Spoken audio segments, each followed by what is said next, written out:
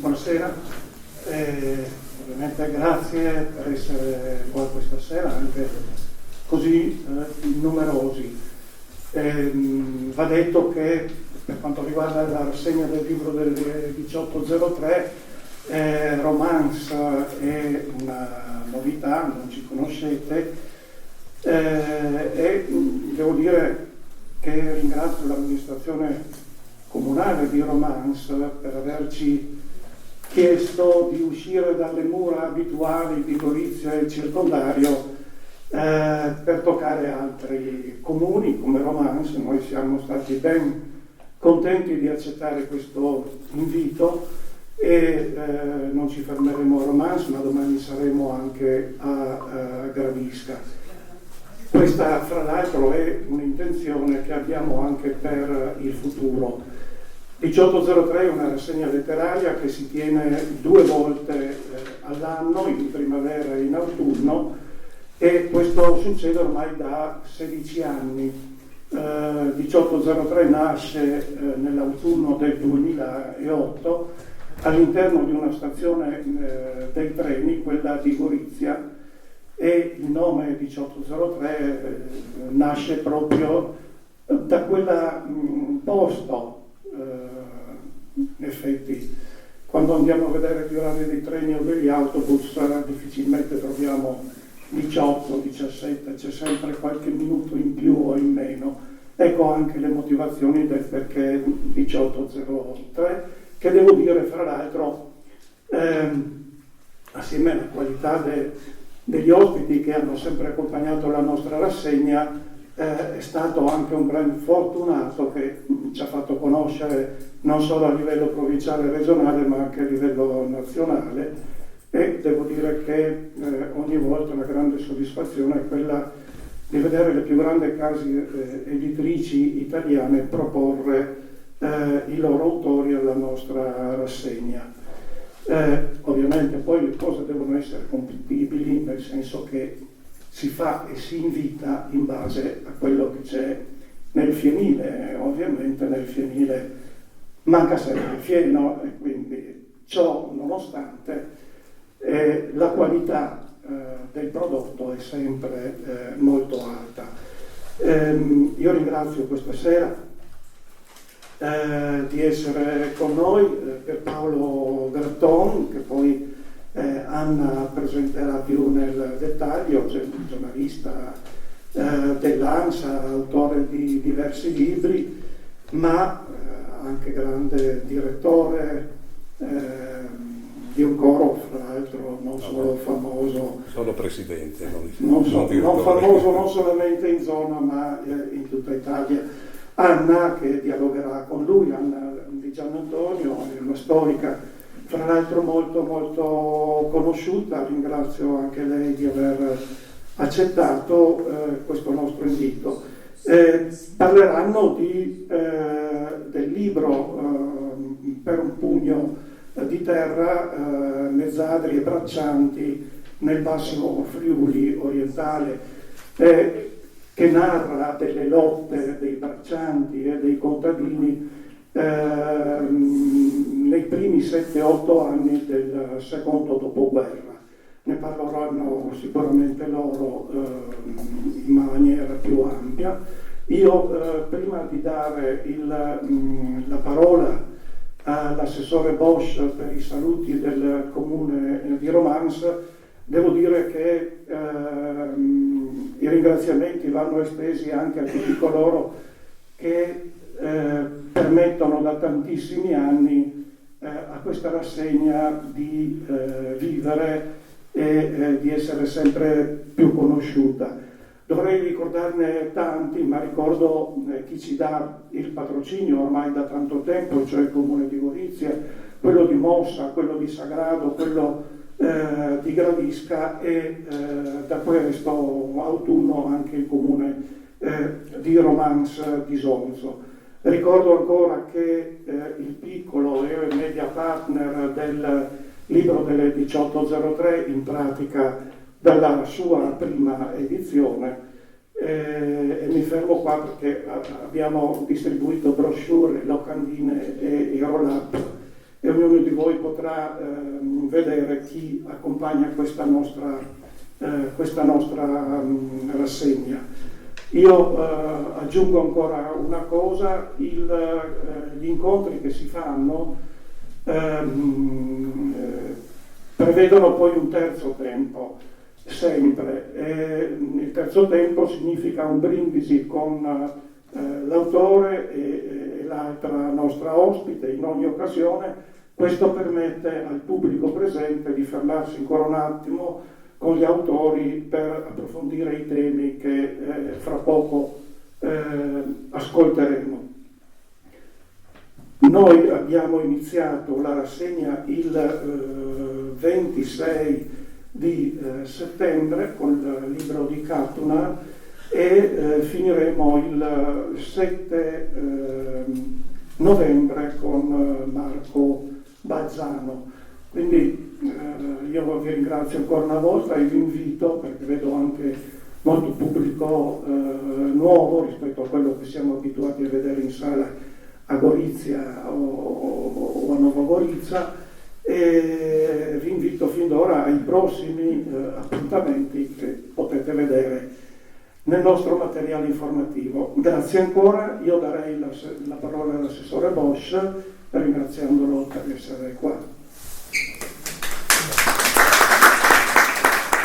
Grazie, ringrazio io personalmente per aver accettato l'invito a presenziare in questa sala. Sembra quasi un caso, insomma, si parla di per un pugno di terra, si parla di Mezzadri e questa era una casa colonica, quindi sembra quasi che il cerchio si chiuda.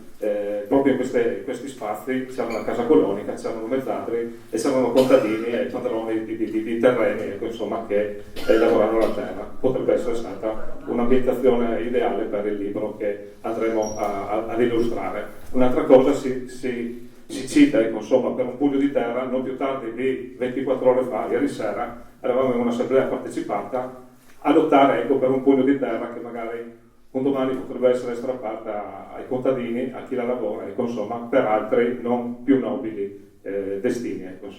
Mi fermo qua, auguro a tutti una buona serata e un buon divertimento. Grazie.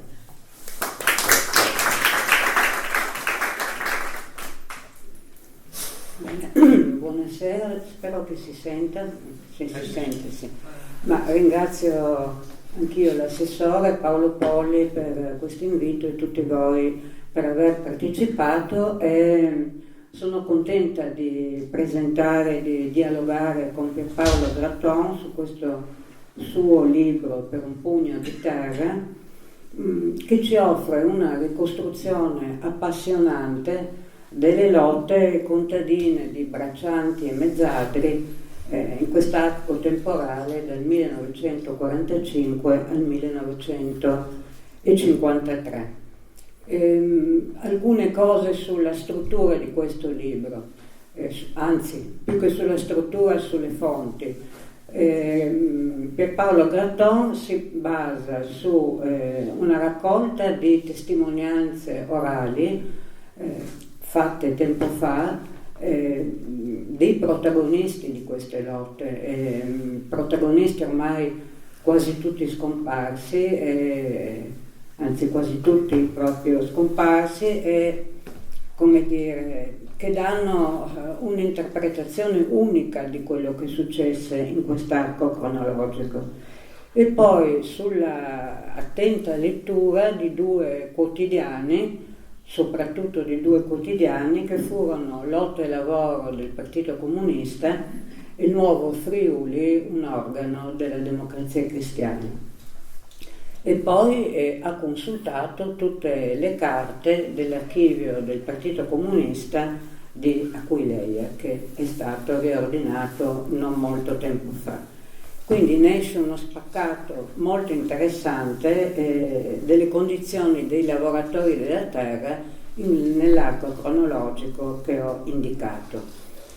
Ma un'altra cosa vorrei dire, meritoria del lavoro di Gratton, il fatto che di questi temi del lavoro contadino operaio è oltre un ventennio, anche più, che la storiografia non se ne occupa questi, come dire, corsi sul lavoro operaio e contadino sono praticamente scomparsi anche dagli studi accademici. Quindi rivedere invece questi temi è una cosa fondamentale.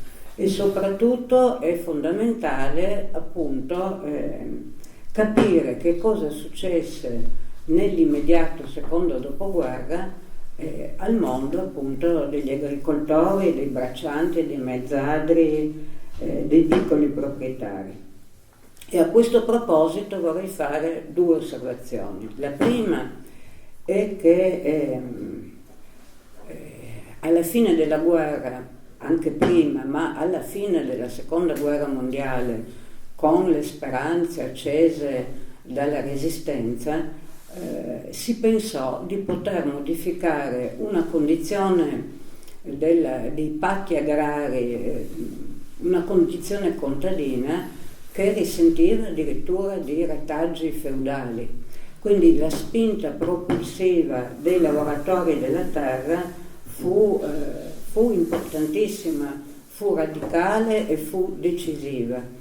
Ed è un momento in cui, a mio avviso, ma questo poi chiederò all'autore, come dire, la Repubblica, la nuova Repubblica, mostra un volto particolare, cioè come ci si rapporta alle lotte dei lavoratori, non solo della terra ma anche di quelli in fabbrica. È proprio un banco di prova della Repubblica. Già nel 1944, con il governo Bonomi, c'era stato un tentativo di riforma agraria portata avanti dal ministro Fausto Gullo del Partito Comunista Italiano, che, rendendosi conto delle condizioni veramente misere in cui vivevano i contadini, insomma, in quasi tutta Italia, perché parliamo non solamente dell'Italia meridionale, ma anche di quella centrale, insomma, la Toscana, l'Emilia, propose alcuni emendamenti, alcuni provvedimenti che dovevano un po' alleviare la pesantezza e la precarietà economica del mondo agricolo. Quindi propose un decreto che regolava la mezzadria, diede la possibilità ai contadini di occupare le terre non coltivate, qua pensiamo soprattutto al meridione d'Italia, e di creare delle cooperative. Ora, accanto a questi tentativi di riforma, si scatenò una vera e propria aggressiva violenza degli agrari, i quali non volevano concedere neanche queste piccole riforme, o queste riforme, insomma, che comunque erano indispensabili. E qua cito, le lotte quindi furono intense sia appunto nell'Italia centrale, ma soprattutto nell'Italia meridionale. E qui penso alla Calabria e alla Sicilia, dove tra il 46 e il 47 ci fu una vera e propria mattanza di sindacalisti che si battevano per le migliori condizioni dei contadini.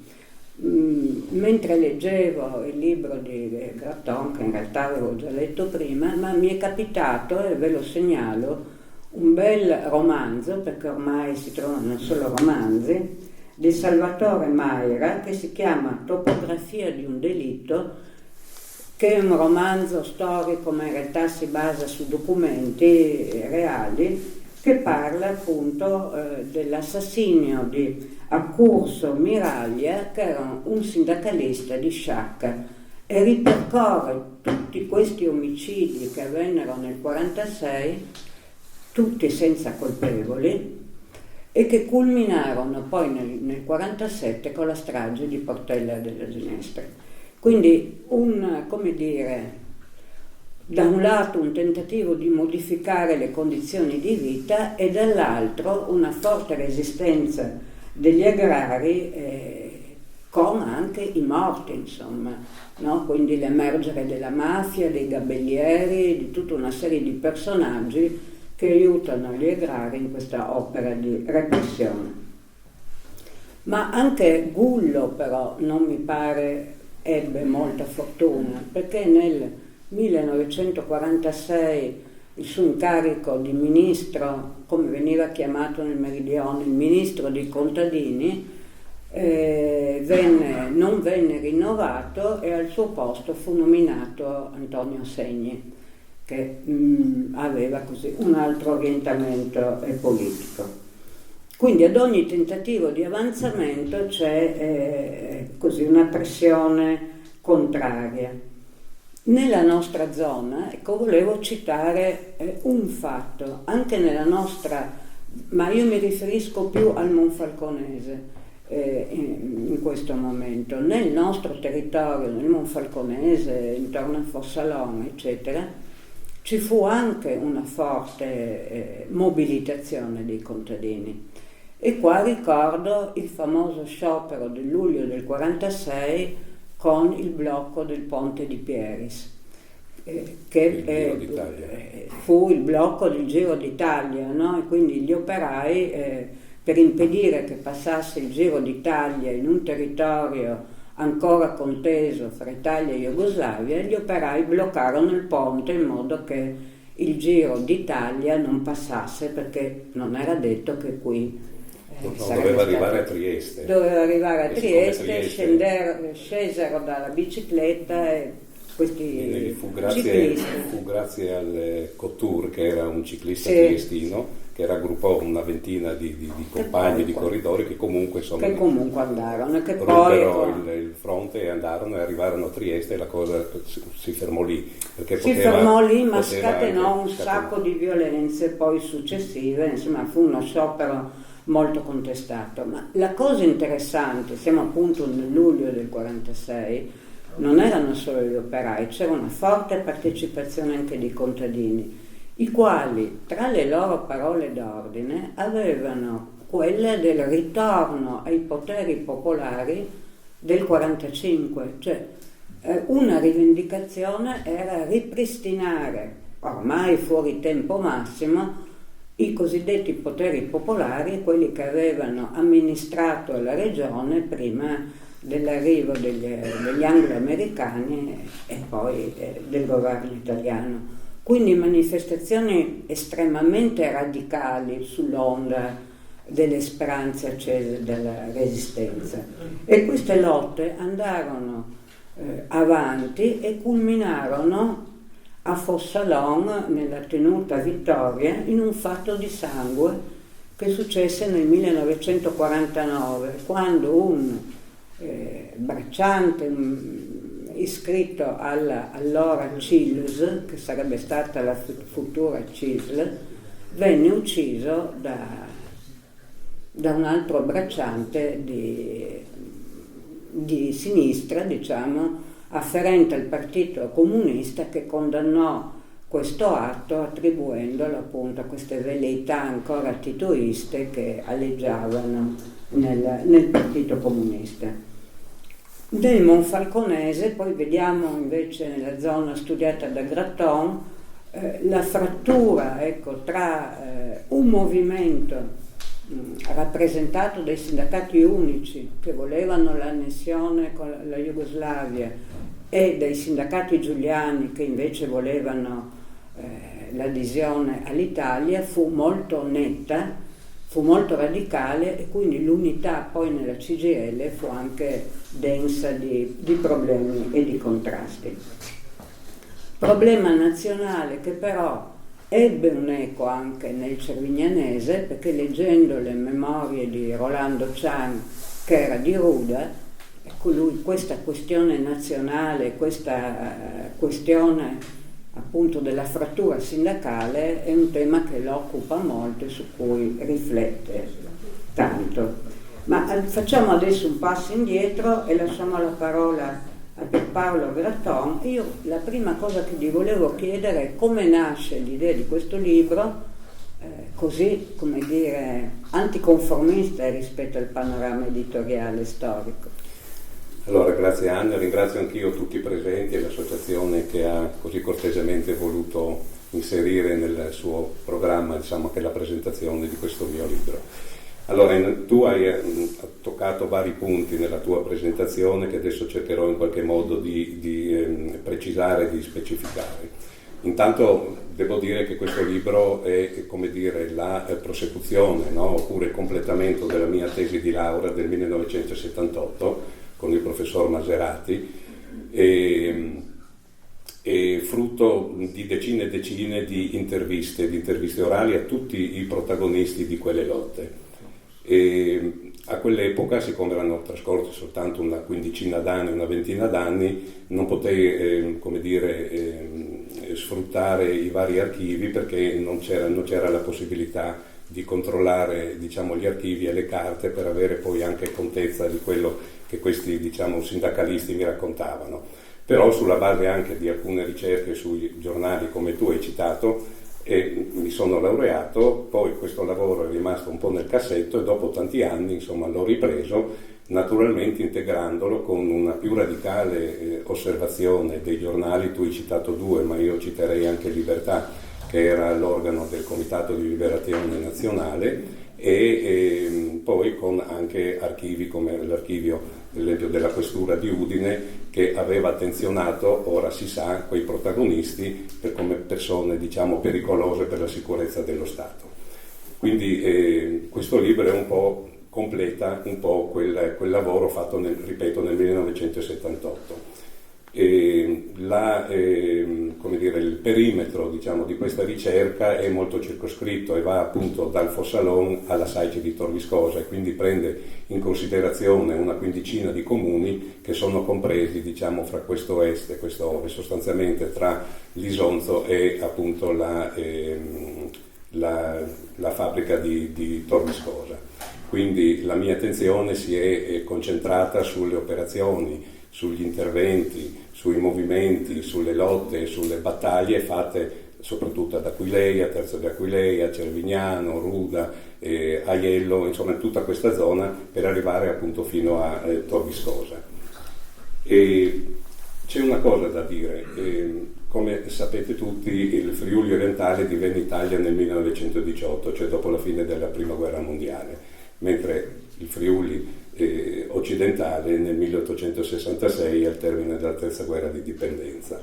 Ma che cosa era successo in questa parte del Friuli? Era successo che innanzitutto non c'era il non expedit, quindi i parroci erano attivi oltre che nelle funzioni religiose anche in politica, anche nell'organizzazione delle masse popolari, e i parroci, diciamo, della contea di Gorizia e di Gradisca erano molto attivi. C'è Faidutti, c'è Monsignor Zanetti e anche Bugatto e altri laici, diciamo. E il movimento popolare era riuscito a strappare nel 1914 agli agrari di allora una legge sui patti colonici molto molto favorevole per i mezzadri. La legge porta la data del 14 maggio del 1914. Non fu mai applicata, per poi venne controfirmata dall'imperatore Francesco Giuseppe, ma non entrò mai in funzione, non divenne attiva perché poi Sarajevo scoppiò la Prima Guerra Mondiale e quindi tutto il mondo crollò. Però nel 18, quando, diciamo, arrivò qui l'impero sabaudo, il Regno d'Italia, quei contadini ancora si ricordavano di quei vantaggi che avevano ottenuto, e difatti Minut, che era Giovanni Minut, un grande sindacalista degli anni 20, aveva ripreso quelle battaglie e cercato di organizzare il movimento contadino per poter strappare appunto condizioni vantaggiose tanto per i braccianti quanto soprattutto per i mezzadri. Il problema di fondo era la mezzadria, no? La mezzadria, lo dice il termine. Che cos'era la mezzadria? Era un contratto in base al quale il proprietario, l'agrario come si diceva allora, metteva il terreno e il contadino lo lavorava, no? Il mezzadro lo lavorava. Poi alla fine della fiera i prodotti si dividevano a metà, e questa divisione a metà era considerata all'epoca un retaggio feudale, e i mezzadri e diciamo così i sindacati che supportavano, diciamo, questa massa di cittadini volevano una ripartizione più favorevole, così come era stato nel 14 e così come aveva tentato Minù. Poi arriva il fascismo e il fascismo ovviamente riporta indietro le lancette dell'orologio, non dico di 100 anni ma quasi. Non se ne parla diciamo così, di riparti superiori al 50%, ma anche tutta una serie di regalie e di diciamo altre situazioni insomma negative per i mezzadri a favore invece degli agrari. Io nel libro riporto per esempio, vi voglio leggere, la differenza per esempio tra un contratto stipulato nel 20 e un contratto di mezzadria stipulato nel 1929. Allora, le spese per l'ingrasso e antichitogamici nel 1920 erano a carico del proprietario, mentre nel 29 queste spese erano a metà, 29 cioè durante il fascismo. Piccole spese nel 1920 erano a carico del proprietario, nel 29 invece erano tutte a carico del colono. La ripartizione del prodotto nel 20 era il 60% al colono, ma in qualche azienda anche il 75%, nel 29 invece a metà, 50-50. Spese per il trasporto dei prodotti al proprietario nel 1920, nel 1929 al colono. Come potete vedere, quindi, la situazione diciamo, dei mezzadri nella nostra zona durante il periodo fascista fa un passo indietro tremendo. E poi, vabbè, fascismo, la guerra, arriva appunto, come dicevi tu, la resistenza, e protagonisti della resistenza nel Basso Friuli, soprattutto nelle brigate Fontanot, nell'intendenza Montes, eccetera, erano i contadini, tanti contadini di Aquileia, tra cui Giuseppe Moro. Giuseppe Moro era un aderente al Partito Socialista, nel 21 si iscrive al Partito Comunista, diventa un agitatore molto molto conosciuto e viene arrestato già nel 25, nel 26, perché venne sorpreso insieme ad altri compagni di Aquileia ad appendere manifesti antifascisti, fa il carcere, poi riesce a fuggire e insomma durante il fascismo lui organizza la resistenza sostanzialmente. Insieme a lui altri diciamo suoi amici di terzo come Olivo Burini ed altri diciamo sindacalisti che io ho intervistato che finita la resistenza appunto diventano quasi direi automaticamente dirigenti sindacali del mondo contadino, soprattutto dei mezzadri e dei braccianti. E quindi questi sindacalisti avevano un ampio consenso nelle masse popolari della nostra zona. Dovete tenere presente che io sto parlando di paesi, Terzo, Aquileia, Ruda, Cervignano, dove il Partito Comunista nel 45, 46, 48 fino agli anni 60 e 70 aveva l'80% dei voti e dove la democrazia cristiana sostanzialmente non pervenuta, se non attraverso il lavoro di qualche parroco che nelle varie zone, nei vari paesi, teneva alto il vessillo scudo crociato. Quindi questa era la situazione in queste terre, in questo Friuli orientale, in questi comuni, dove appunto la presenza dei mezzadri era incredibile, no? Sì, scusa, per chiarire, io mi ricordo che quando avevo fatto così degli studi su Isola Morosini, non sapendo niente, pensavo appunto che la mezzadria fosse una cosa equa, cioè 50 e 50, non mi ero posta il problema. E quando parlavo con questi vecchi mezzadri mi dicevano: ma lei proprio non capisce niente, perché quando c'è il cattivo raccolto ti indebiti con l'agrario, quando c'era una malattia e avevi bisogno di medicine, non avevi soldi, ti indebitavi. Quando dovevi sposare la figlia, non avevi soldi, avevi debiti, facevi un ulteriore debito. Quindi era, oltre al fatto che questi mezzadri vivevano in case fatiscenti, perché non c'era alcuna manutenzione da parte dell'agrario. Bisognava aspettare dopo la fine degli anni 60, esatto, perché arrivi l'acqua corrente nelle case dei mezzadri. Quindi c'è da dire una condizioni... cosa ancora sul contratto di mezzadria. C'erano diverse tipologie di contratti, perché io non mi dilungo nel libro perché insomma non era poi argomento che mi interessasse, Però una cosa va detta. C'era un contratto di mezzadria che prevedeva mezzadria anche la stalla, vale a dire anche i prodotti della stalla, cioè i buoi che nascevano cioè il mezzadro doveva dar da mangiare, eccetera, eccetera, e poi la metà era del padrone, no? Mentre in alcune fattispecie di contratto di mezzadria la stalla invece non era mezzadria, era a carico cioè era di proprietà, diciamo così, del mezzadro. Ecco, laddove i mezzadri erano riusciti ad avere questo tipo di contratto, sono riusciti poi a creare un capitale, diciamo, che permettesse nel corso degli anni di acquistare altri terreni per conto proprio, e sono quelli che poi sono diventati piccoli proprietari e che poi negli anni 60-70 sono rimasti sul terreno, sono rimasti sulla terra, e oggi vediamo anche diverse aziende agricole in queste zone oggetto del mio libro, fiorenti e prosperose. Ecco, sì, per concludere questo discorso sulle mezzadrie e farti un'altra domanda, ecco, la cosa che umiliava particolarmente questi di Isola Morosini era una sbarra che era stata posta all'inizio della tenuta agricola, per cui loro di sera si, tra virgolette, ritiravano e poi teoricamente non sarebbero potuti uscire, e questo l'hanno vissuto come un segno proprio di schiavitù. Esatto, io lo racconto anche nel libro, il famoso sciopero di cui tu accennavi prima nel 49. Dunque lì bisogna fare questa distinzione. C'erano due tipi c'erano i salariati interni che vivevano sul territorio di Isola Morosini, era dell'Ente Tre Venezie, e poi erano i salariati esterni, cioè quelli che provenivano, andavano a lavorare soprattutto nei mesi estivi, e che provenivano da Aquileia, Fiumicello, Terzo, eccetera. Allora ai salariati interni veniva concesso, non solo, cioè, oltre al lavoro, veniva concessa la possibilità di coltivare ettari di terreno e di trattenere il 33% della coltivazione, soprattutto barbabietole. Dopo lo famoso sciopero del 49, in cui, diciamo, i braccianti di Fossalon riescono ad ottenere e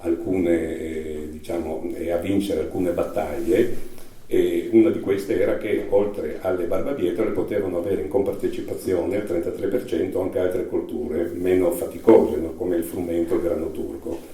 Cosa succedeva? Quando andavano a diradare le barbabietole, molti si portavano nei sacchi, si mettevano le barbabietole da dar da mangiare a casa, che so io, al maiale piuttosto che alla mucca, no? E questi guardiani, che erano proprio all'esterno, non li fermavano, e siccome sapevano, facevano, come dire, rivoltare delle barbabietole, insomma, impedendo loro di portare a casa anche, come dire, questo prodotto che se no andava poi a marcire sul territorio. Insomma, comunque è vero che erano come segregati e dovevano lavorare le loro 8-10 ore e poi in bicicletta ritornare a casa, e quindi insomma era comunque un lavoro duro, perché veniva fatto in condizioni sotto il sole, sotto la pioggia, per non parlare poi del lavoro di Torviscosa, sul quale magari, se vuoi, ne parliamo dopo, il taglio della famosa canna gentile per la produzione della cellulosa, no? E anche là io riporto diverse, come dire, testimonianze di braccianti che lavoravano appunto nell'agricola di Torviscosa, perché a Torviscosa c'era l'industria, che era una cosa, dove lavoravano 900, circa 1 miliardo di operai, e poi c'era l'agricola, dove lavoravano circa 2000 braccianti. Erano i due poli della bassa friulana più importanti, no? L'Ente Tre Venezie da un lato e Torviscosa dall'altro, e anche il lavoro a Torviscosa era un lavoro molto molto duro. Certo. Ma facciamo un passo indietro, perché siamo arrivati già al 49, ma prima che lotte ci sono tra 45 e 49? Allora, nel 45, subito dopo, già nei primi mesi, dopo il 25 aprile, nel Cervignanese si sviluppa il movimento, diciamo, mezzadrile, con l'obiettivo appunto di riportare la ripartizione del prodotto perlomeno al 55-60%, così come era stabilito nella legge mai entrata in vigore del 14, e poi quello che era anche l'obiettivo, diciamo, delle lotte nel biennio rosso con Minut. e si sono organizzati, cioè, insomma, le prime battaglie avvengono ad Aquileia, a Terzo e a Fiumicello, e in queste aziende i mezzadri, sollecitati dalla Federterra, sollecitati da Bepi Moro, da Olivo Burini, che erano i sindacalisti di riferimento, si trattengono il 60%, in alcune aziende anche il 70% del prodotto. Dicevano i sindacalisti: trattenetevi il 70% perché come risarcimento dei 20 anni, no, di soprusi del fascismo. Naturalmente questo trattenere il 70%, cioè il 20% in più, non era legale perché non era previsto. Quindi cosa succedeva? Gli agrari denunciavano e hanno denunciato, e tantissimi di questi mezzadri vennero portati in tribunale con processi, poi non ti racconto, lunghi, alcuni sono terminati nel 50, 51, 52. Devo dire che quasi tutti, non tutti, ma quasi tutti, con la vittoria dei mezzadri. Perché? Perché subito dopo, nel 46, il lodo De Gasperi già prevedeva la divisione al 50%, però un 3% della produzione lorda vendibile di spettanza padronale da distribuire ai mezzadri, e il 4% invece in opere di migliorie. Ecco. Poi l'altra battaglia invece, ben più ampia forse, no? E che interessava un po' tutte le aziende del Basso Friuli, era quella contro gli ammassi obbligatori.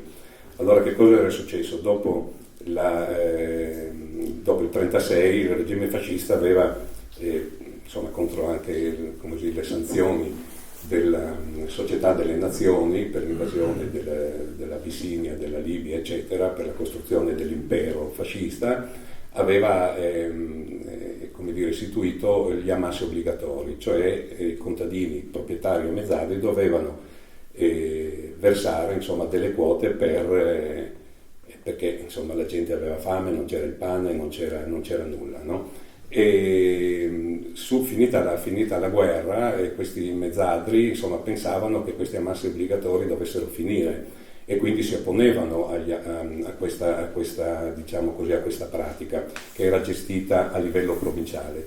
Però tanto il governo Parri quanto poi il primo governo e anche il secondo governo De Gasperi dovettero mantenere gli ammassi obbligatori, perché c'era una situazione di mercato nero che sfuggiva, diciamo, dal controllo della forza pubblica, e la situazione nel Basso Friuli, come in tutto il resto del paese, insomma, era gravissima. C'era la fame, non c'era pane, c'era l'inflazione galoppante, insomma, questi braccianti, per esempio, lavoravano 5-6 mesi all'anno, perché, diciamo, da ottobre fino a marzo-aprile dell'anno dopo erano disoccupati, però dovevano mantenere la famiglia, quindi erano situazioni, diciamo, gravissime, per cui gli ammassi obbligatori vennero mantenuti, cambiando però il nome, no?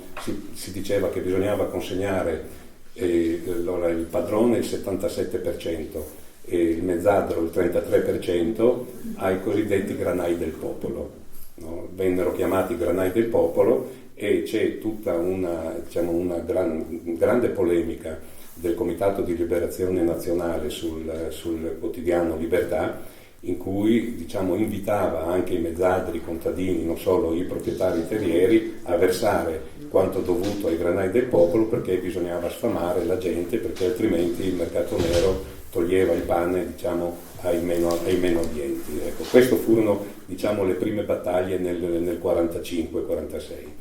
Un'ultima cosa dico su questo aspetto: gli storici, quelli che hanno scritto di questi avvenimenti, danno due periodizzazioni tra il 45 e il 53. Sostengono che nei primi anni, dal 45 al 48, c'è stata una predominanza di lotte mezzadrili, appunto per abolire o comunque per migliorare il contratto di mezzadria, con i mezzadri che diciamo occupavano le aziende e che si trattenevano il 55, il 60% del prodotto. Mentre nel secondo periodo, grosso modo dal 48 al 53, c'è una prevalenza di lotte bracciantili.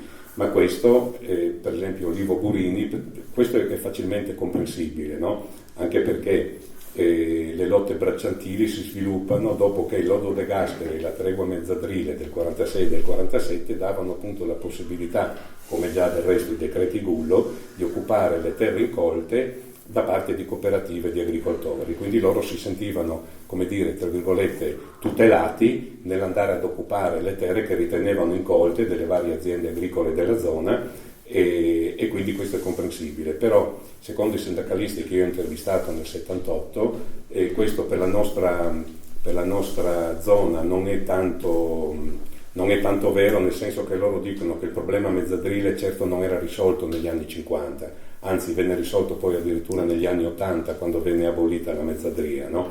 Per cui diciamo le lotte bracciantili si svilupparono azienda per azienda, un po' a macchia di leopardo in tutte le zone, diciamo, che io insomma ho esaminato in questo studio, ma la mezzadria, il problema dei mezzadri continuò anche dopo il 48, primi anni 50, e poi proseguì. Lentamente andò scemando perché poi le leggi di riforma del 50 praticamente incominciarono con la istituzione della Cassa per il Mezzogiorno, soprattutto per il Mezzogiorno d'Italia. Ecco, cominciarono insomma a creare queste piccole aziende, no? In base al dettato, quello che era un po' la parola d'ordine della Democrazia Cristiana, no? Non tutti proletari ma tutti proprietari, e quindi alla fine diciamo questo slogan venne anche concretamente applicato appunto da Segni, che rimase al Ministero dell'Agricoltura per tanti anni, no? Per tanti anni, e quindi creando le condizioni per, da un lato, l'abolizione della mezzadria, per la distribuzione della terra appunto ai contadini. Sì, ecco, su questo ti chiederei un approfondimento, perché leggendo il tuo volume si vede questa spaccatura politica. Da un lato il Partito Comunista con Federterra, che organizza soprattutto mezzadri e braccianti e fa anche un discorso di, come dire, rifiuto della proprietà privata, ecco, non organizza i piccoli proprietari o coloro che vogliono diventare appunto proprietari delle loro terre.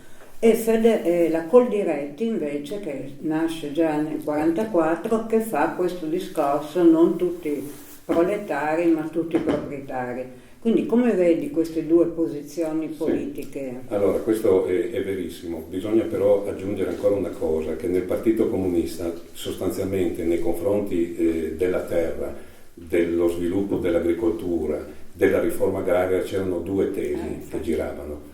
Una era quella di Grieco, che era un leninista convinto e secondo il quale le riforme di struttura erano un mezzo, no? E di Emilio Sereni, invece per il quale le riforme erano il fine ultimo, nel senso che bisognava lavorare per riformare, eccetera. Quindi questa doppiezza, se così vogliamo chiamarla, insomma, all'interno del Partito Comunista, certo non giovava poi a cascata in questi sindacalisti che si trovavano, diciamo, nelle zone a dover operare, a dover gestire i vari movimenti, i vari scioperi, perché c'erano sempre queste diciamo così, questo dualismo. È vero, nel 1944 De Gasperi, cioè la Democrazia Cristiana che si stava riorganizzando, era favorevole, e anche il PC, ad un sindacato unico del mondo dell'agricoltura.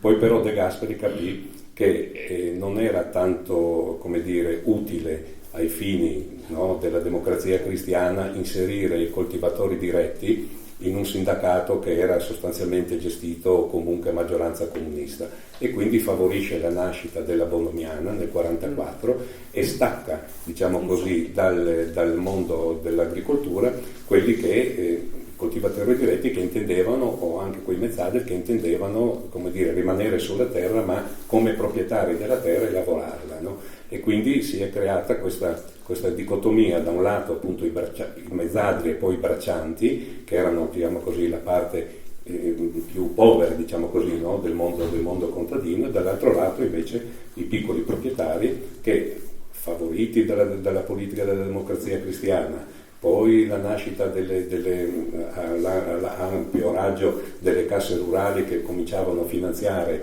i piccoli proprietari per l'acquisto della terra e quindi creando le premesse per un'agricoltura dove appunto chi lo voleva, i mezzadri che volevano affrancarsi, potevano diventare proprietari. Questo è. Sì. Ancora una domanda, ma appunto questi sindacalisti che tu citavi, Moro, Gallet, Burini, eccetera, erano quindi contrari, come era stato minuto, alla proprietà privata, e tra l'altro braccianti e mezzadri andavano d'accordo, poi nelle lotte o c'erano conflitti tra le due categorie? Allora, nei primi anni le lotte erano soprattutto mezzadrili per i riparti. Questa è stata perché bisognava mangiare, bisognava avere più grano turco, bisognava avere più prodotti per sfamare le famiglie, che erano quasi tutte famiglie numerose. Poi a partire dal 48, 49, 50, anche in base ad un cambiamento della politica del Partito Comunista dopo la sconfitta del 1948, ci sono delle lotte dove anche i braccianti collaborano e sono i cosiddetti famosi scioperi alla rovescia. Ecco, i scioperi alla rovescia, arriviamo al 48, sì. 49, e il primo sciopero alla rovescia venne fatto appunto tra Fiumicello ed Aquileia, per la cosiddetta lo sciopero per il canale morto. Il canale morto era cosiddetto morto perché doveva convogliare le acque nel Tiel Mondina e quindi sanificare un ampio territorio nella zona. Che cosa succedeva? Succedeva che appunto i mezzadri, ma anche i braccianti che non lavoravano durante l'inverno, si misero a fare loro sponte, i lavori di scolo per riattivare, per recuperare al lavoro e alla produzione ampie zone di terreno paludoso, nella speranza che poi attraverso la prefettura, attraverso i fondi governativi arrivassero i soldi, per cui per loro, soprattutto per i braccianti, era un modo per poter aspirare ad un lavoro continuativo, cioè un salario continuativo, e non soltanto nei 6 mesi estivi in cui andavano a lavorare per la raccolta dei prodotti agricoli, no? E quindi a partire dal 48, 49, 50 ci sono delle lotte unitarie. Giuseppe Moro, che era di Aquileia, era nato nel Novecento, come dicevo prima, socialista, poi comunista, eccetera, sicuramente aveva una visione più alla Grieco, ecco, no? Tanto per dire. Anche se poi, nella realtà dei fatti, quando si trova a costituire, parleremo dopo magari, la società agricola di Aquileia, la cooperativa agricola di Aquileia, si accorse che forse la realtà era diversa dalla teoria, non si poteva piegare la realtà alla teoria, ma forse bisognava piegare la teoria alla realtà. Ma cosa succede? Racconta con questa cooperativa? Allora, era questo: il comune di Aquileia aveva 37 ettari di proprietà del comune, no? Era un uso civico dove chi voleva andava a raccogliere quello che trovava, eccetera, eccetera. Finita la guerra, su quei terreni che erano stati dati ad una famiglia di Fiumicello da coltivare, il comune decide di costituire una cooperativa per dare lavoro appunto ai braccianti che erano disoccupati, e incaricano Moro di costituire questa cooperativa. Il Partito Comunista di Aquileia, e lì si cita anche nei documenti che allego al volume, dice: ok, costituiamo questa cooperativa con Giuseppe Moro, che è uno dei nostri, con l'impegno però ad assumere questi 20-30 braccianti una volta costituita la cooperativa. La cooperativa che viene costituita sono 9 mezzadri che la costituiscono, ma appena costituita, appena cominciato a vedere un po' il funzionamento di questa cooperativa, Beppi Moro si accorge che non può assolvere all'impegno che aveva, come dire, assunto nei confronti della sezione del Partito Comunista di Aquileia, e non riesce ad assumere i braccianti perché altrimenti la cooperativa sarebbe fallita, e quindi si oppone. I comunisti di Aquileia lo accusano di tradimento, viene espulso dal partito con una riunione nel 51, sì, nella primavera del 51, lì ci fu un caso che divenne un caso provinciale perché intervennero il segretario provinciale, poi il segretario regionale del partito, addirittura qualche rappresentante anche nazionale per vedere di mettere un po' di pace nella situazione che si era verificata, e tant'è vero che un anno dopo, insomma, Moro venne riammesso nel partito. La cooperativa continuò con i dettami che aveva deciso Moro, cioè con questi 9 che intanto lavoravano, e questi braccianti vennero impiegati nell'edilizia, che fu il grande polmone, diciamo, nel quale poi confluirono moltissimi braccianti che venivano espulsi dal processo produttivo in agricoltura. Però la sua riammissione al Partito Comunista lui non l'accettò mai, perché poi morì nel 60, quindi giovanissimo, nel 64 anzi. Non volle mai essere eletto nel Consiglio Comunale, insomma, visse sempre ai margini e visse questa sua espulsione dal partito come un qualche cosa di molto molto profondo che lo colpì molto profondamente, insomma. Senti, accennavi prima a Tor Viscosa, ci vuoi dire qualcosa? Allora, Tor Viscosa, come sapete tutti, venne fondata dall'oggi al domani, nel 1937 e nel 1938. C'era la necessità, sempre per i motivi che dicevo prima, non c'era solo Tor Viscosa, ma Sabaudia, Latina, vennero tutte realizzate non nel periodo fascista, e Tor Viscosa in modo particolare venne costituita questo paese accanto ad una fabbrica che doveva produrre il rayon, no, dalla canna gentile, cioè un tipo di tessuto chimico che doveva in qualche modo sopperire alle sanzioni che la Società delle Nazioni aveva, come dire, sancito, scuso, ecco, per l'Italia. Viene costituita, quindi c'è da un lato la fabbrica, c'è il paese, e poi c'è la cosiddetta agricola, dove lavoravano diverse migliaia di operai. Ci furono scioperi praticamente ininterrotti nel 45-46, scioperi che duravano un giorno, scioperi che venivano autogestiti, diciamo, sia dalla parte agricola sia dalla parte industriale, per migliorie durante il lavoro, per l'aumenti salariali, però diciamo così, la manifestazione più grossa si ebbe dopo l'attentato a Togliatti, immediatamente dopo l'attentato a Togliatti nel 48, nel luglio del 48, quando si seppe, insomma, che Togliatti era stato ferito, e ci fu subito l'occupazione della fabbrica, e all'occupazione della fabbrica parteciparono tanto gli operai quanto i braccianti, e durò per 3 giorni con situazioni anche di tensione molto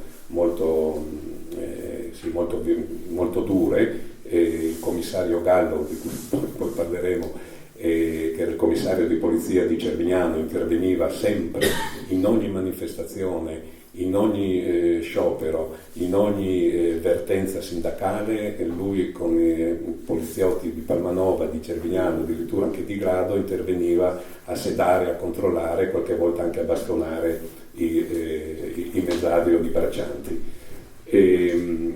Il lavoro nella canna gentile era un lavoro molto molto duro, perché la canna veniva raccolta nel periodo autunnale, e quella volta i mesi di ottobre, novembre, dicembre erano molto più freddi di adesso, e questi braccianti dovevano andare a mano a tagliare la canna, si bagnavano, e c'era freddo, erano intirizziti, insomma era una condizione del lavoro. Io ho riportato la testimonianza di uno che lavorava lì, di un certo Pez, che era emigrato, poi emigrò in Inghilterra proprio perché non riusciva qui a trovare lavoro, e quindi descrive, insomma, le condizioni di lavoro nell'agricola di Tor Viscosa veramente adesso inimmaginabili, insomma, no?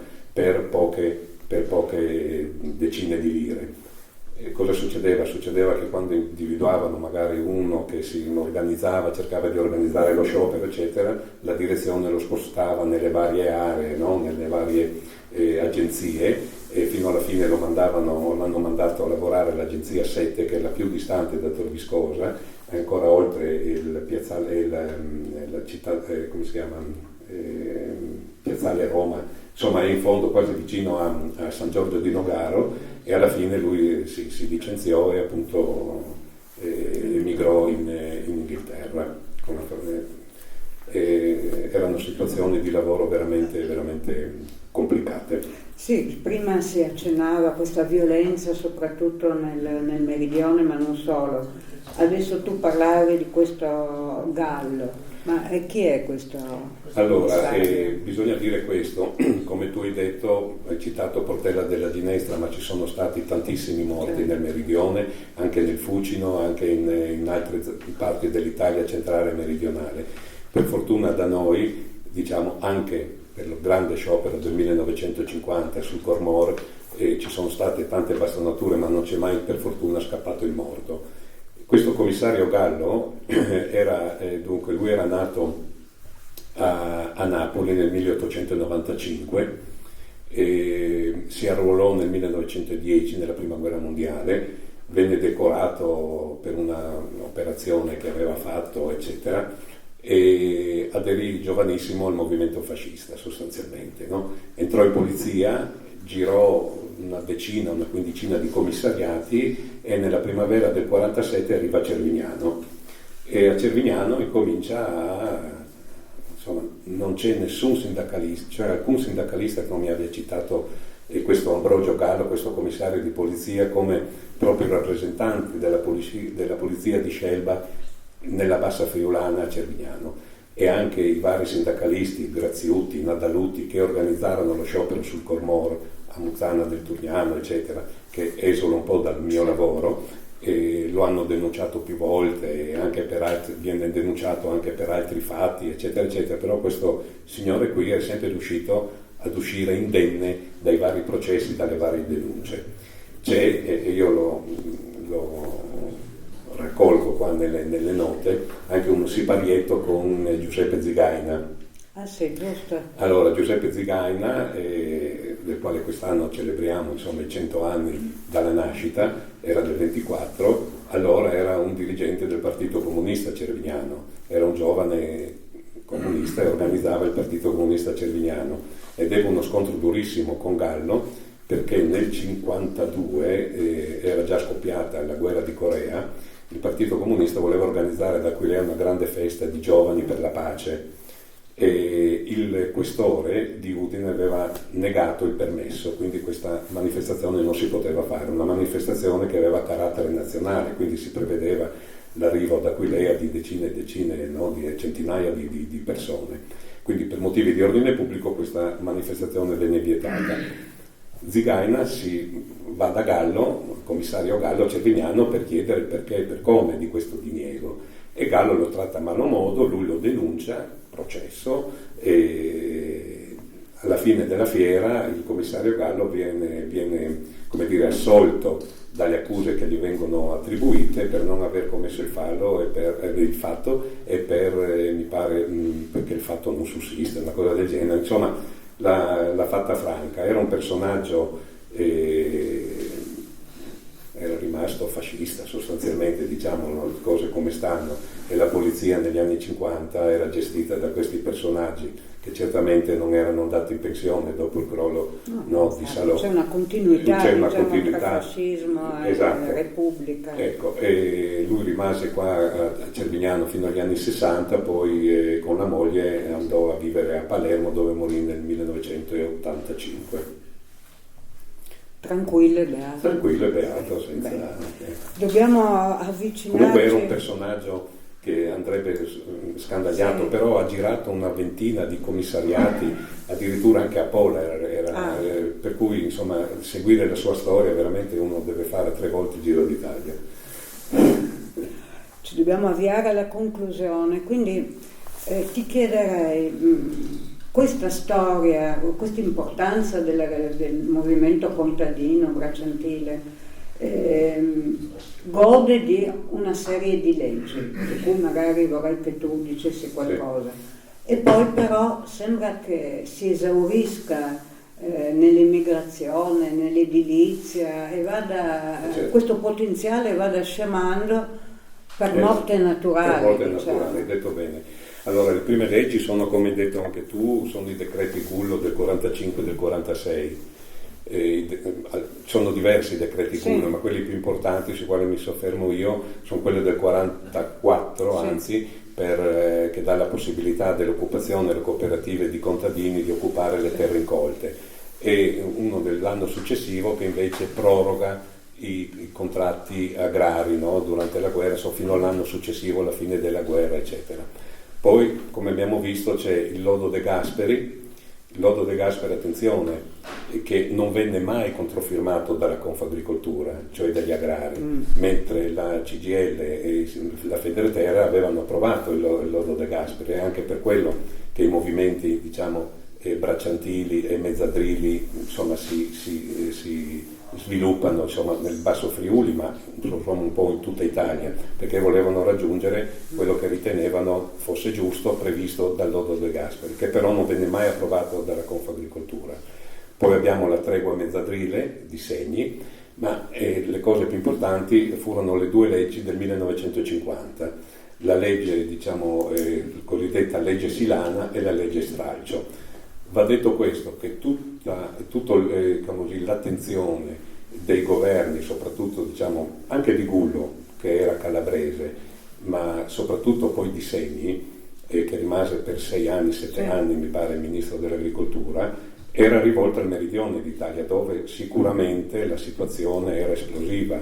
C'erano latifondi che qua tutto sommato non esistevano, perché qua comunque c'erano queste aziende che sì, avevano dei terreni incolti, però non possiamo considerare che Tullio di Aquileia un latifondista, no? O i Brunner o i Toppani a Ruda, per esempio, no? E quindi l'attenzione dei governanti era per soprattutto, e le leggi vennero fatte soprattutto con un'attenzione particolare al meridione.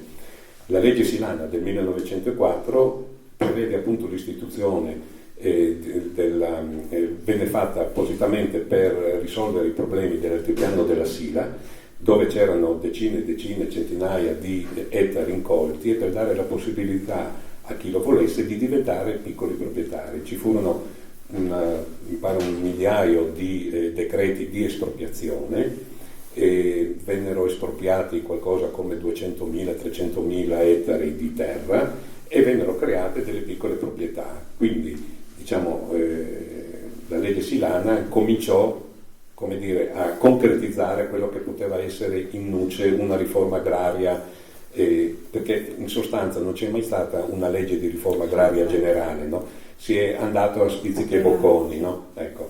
Però, nonostante la legge porti il nome di legge Silana fatta per il meridione, era logico che questa legge poi veniva in qualche modo applicata o presa a pretesto dai nostri sindacalisti per cercare anche nella nostra zona, che non aveva le caratteristiche ovviamente del meridione d'Italia, per realizzare, insomma, e per portare delle migliorie a quelle che erano le condizioni di vita di mezzadri e braccianti. E poi la legge Stralcio della legge Silana, che prevedeva ulteriori espropri per la creazione appunto di una piccola proprietà contadina. Parallelamente a queste due leggi viene istituita la Cassa per il Mezzogiorno, che finanzierà coloro i quali con tassi, diciamo, agevolatissimi, no? Che favoriva coloro che volevano in qualche modo acquistare la terra e produrre e vivere, insomma, del prodotto appunto della terra.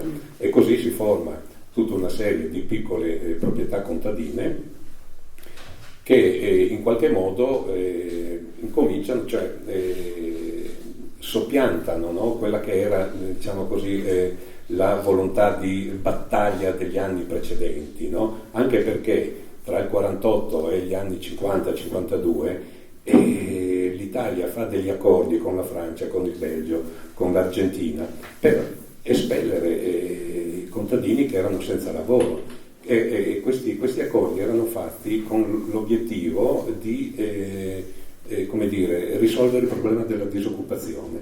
Cioè pensavano di risolvere il problema della disoccupazione mandando via la gente. Ci sono decine di famiglie che sono andate in Belgio, in Francia.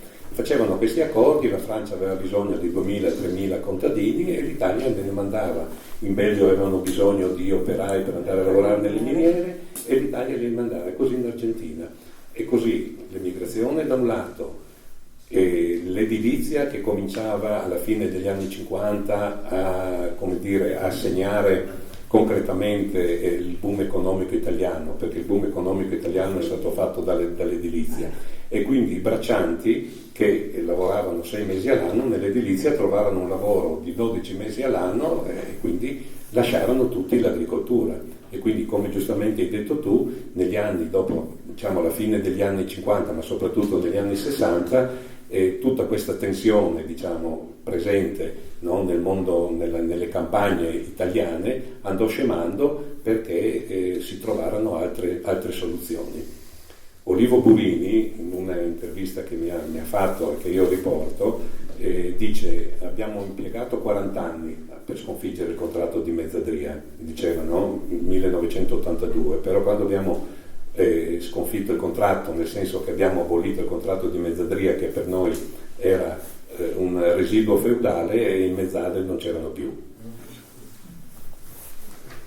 Quindi, insomma, finisce soprattutto con l'espulsione, l'immigrazione, il passaggio al settore edilizio. Sì, questo è stato un po', diciamo, una osmosi, no, tra settori diversi, e che da un lato, diciamo così, eliminarono un po' la tensione nel mondo agricolo, ma dall'altro lato fu la base dello sviluppo economico del paese, insomma, no? Ecco, questo è quello che si è verificato.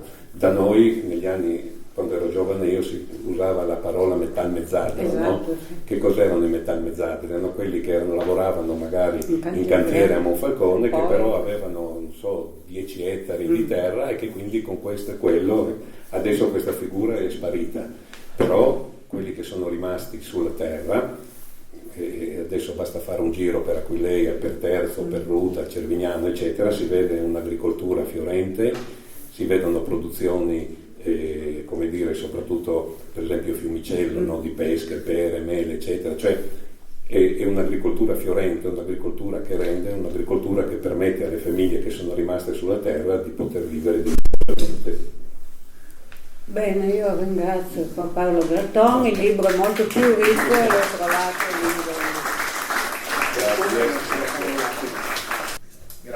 Grazie.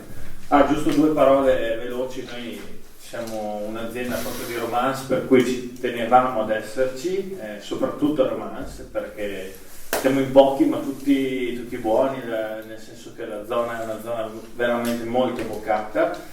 Noi produciamo solamente vini bianchi, spumanti, e un solo grosso che ho portato oggi, tra l'altro, che è un Pinot Nero, proprio perché la zona è veramente adatta alla produzione di questi grandi bianchi, che non si crede perché è pianura, ma bianchi moderni, bianchi che possono dire la loro nel mondo, e portare il nome di Romanzo nel mondo, come noi cerchiamo di fare.